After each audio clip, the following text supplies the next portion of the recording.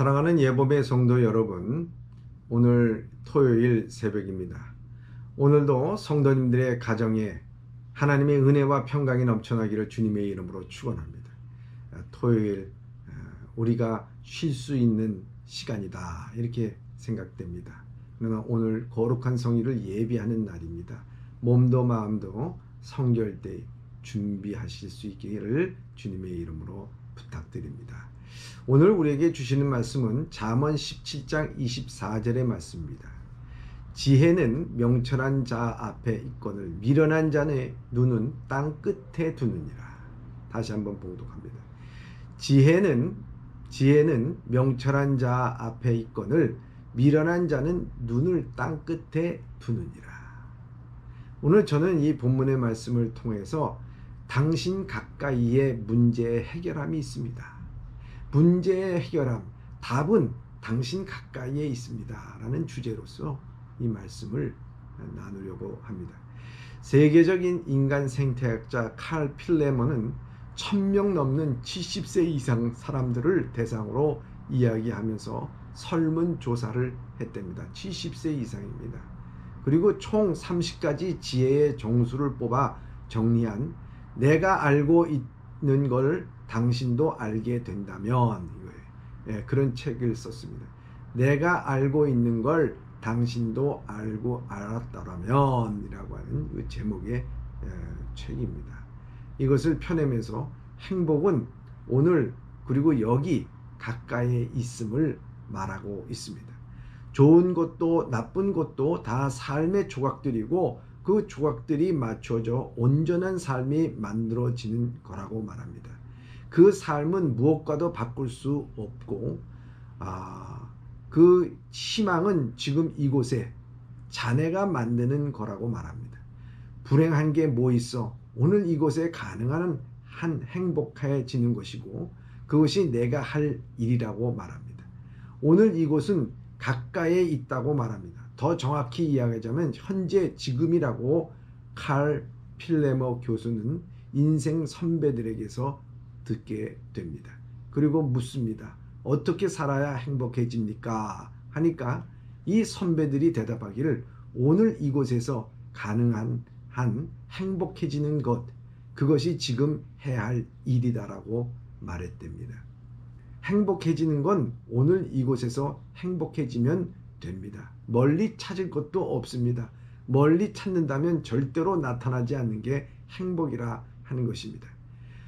심리학자로서 인간의 폭력성의 최종점에서 삶의 의미를 풀어낸 빅터 프랭크 박사가 있습니다. 이미 죽음의 수용소에서라는 책으로 전 세계인들에게 삶의 의미를 지각을 시켜주신 분입니다.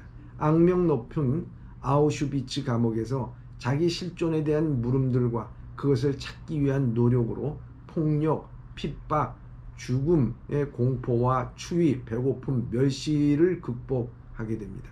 삶의 의미가 있기에 끝까지 살아야 했고 하지만 나약한 개인이기에 한계가 있었습니다. 그것을 극복해주는 수단은 너무나도 평범했습니다.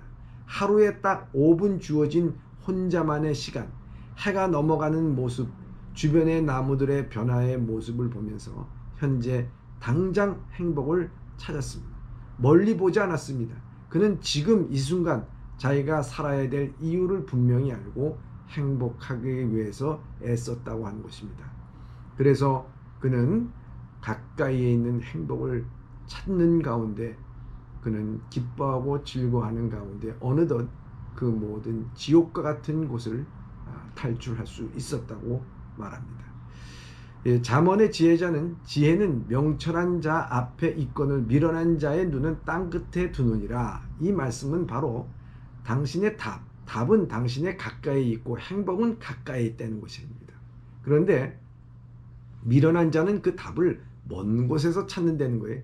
다시 말하자면 엉뚱한 곳에서 찾는다는 것입니다. 여러분 아브라함 있지 않습니까?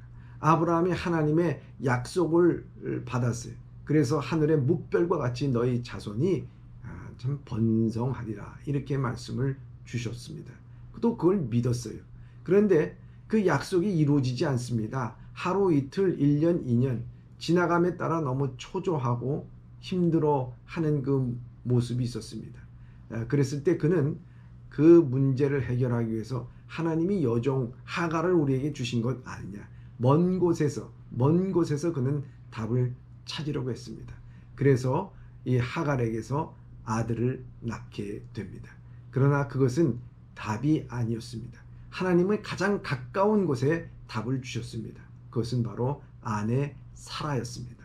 사라에게서 난 이삭을 통해서 하나님께서는 그 자손을 번성하게 할 계획을 갖고 계셨던 것입니다. 그렇기 때문에 아브라함은 먼 곳에서 찾았습니다. 먼 곳이 아니라 가까이 있는 사라였습니다. 아니, 그보다도 가까이에 계신 분이 계십니다. 그것은 바로 이 아브라함의 약속을 주고 비전을 주셨던 믿음 안에 거하시는 하나님, 내주하고 계시는 하나님, 그 하나님이 가까이 계심에도 불구하고 그것을 깨닫지 못하고 이렇게 먼 곳에서 찾았던 아브라함의 예를 우리는 들을 수가 있는 것입니다. 우리가 실제로 얼마나 하나님과 가까이 살고 있는지 알고 나면 소스라치게 놀랄 것입니다. 여러분 5분 정도요, 숨쉬지 않고 여러분 있으면 곧바로 우린 하나님과 영원히 함께하게 될 것입니다. 하나님과 영원히 함께 사는 것이 우리가 얼마나 가까운 일인지 모릅니다.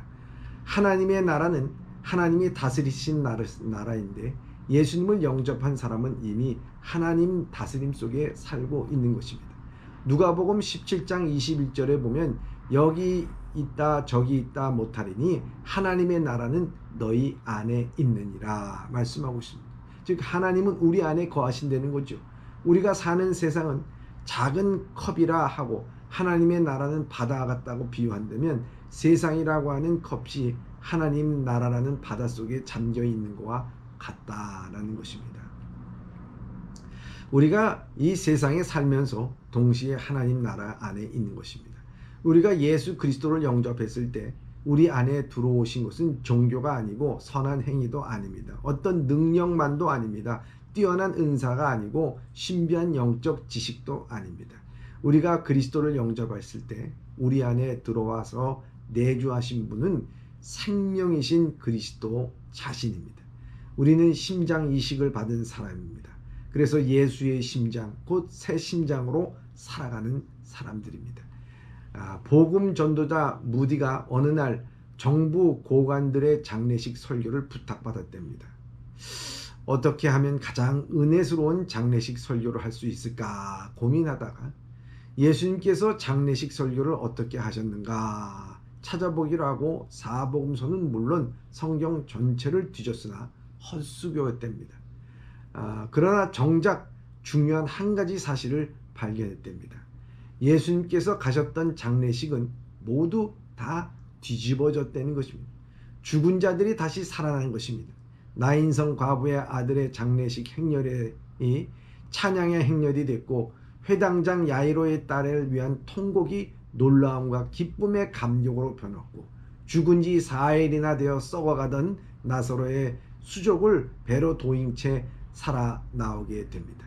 예수님이 계신 곳은 죽음이 떠나가고 생명이 돌아왔습니다. 장미에게서 꽃을 피라고 말하지 않아도 꽃을 피우고 강아지에게 짖지 말라고 해도 짖게 되며 독수리에게 날지 말라고 해도 하늘 높이 비상하고 날아오르게 되어 있습니다. 어떤 생명이 어떻게 살아낸다는 것은 너무나도 자연스러운 것입니다.